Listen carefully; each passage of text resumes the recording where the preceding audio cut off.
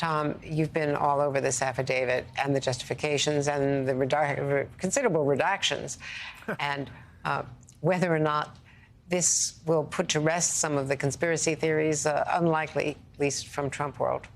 Well, I think, Andrea, to first key in on your point about the redactions, it's a 38-page document, but a couple of those pages are tied to a letter that was attached as an exhibit from Trump counsel. So in reality, it's even less than that. And of that, 21 pages, by my quick count here, so approximately 21 pages are redacted in part or in full. So there is a lot of information here about this ongoing federal criminal investigation, the potential subjects of which we still don't know. And that's not surprising. We weren't going to find that out today. But we still don't have a lot of information as to why this investigation is occurring. You and others have well laid out here the potential ramifications with respect to national security in these documents. I think there's several other things that were unsealed as a result of today's action, specifically federal prosecutors' arguments for these documents to be released in redacted form if they were released as well.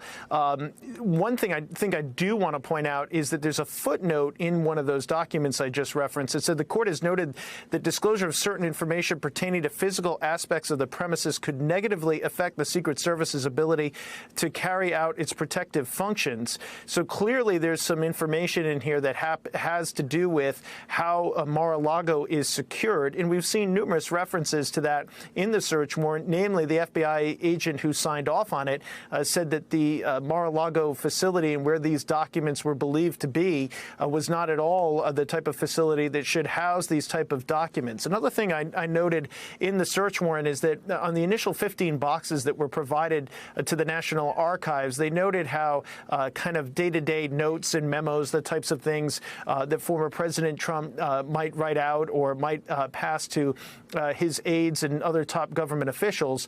When you look at those type of things that were included in the boxes, among them then were these highly classified, top secret type pieces of information that were just mixed in. In other words, there was really no system for delineating what might be day-to-day notes, a note to an acquaintance or a friend or an aide versus these really sensitive documents that are clearly the focus of this federal criminal investigation. So they noted that how these things were kind of just mixed together in the boxes and not clearly delineated. So I think that's probably another area of concern for them. Those were just a couple of observations that I had in a quick look at these pages, but the devil is in the details, and we'll continue to comb through it.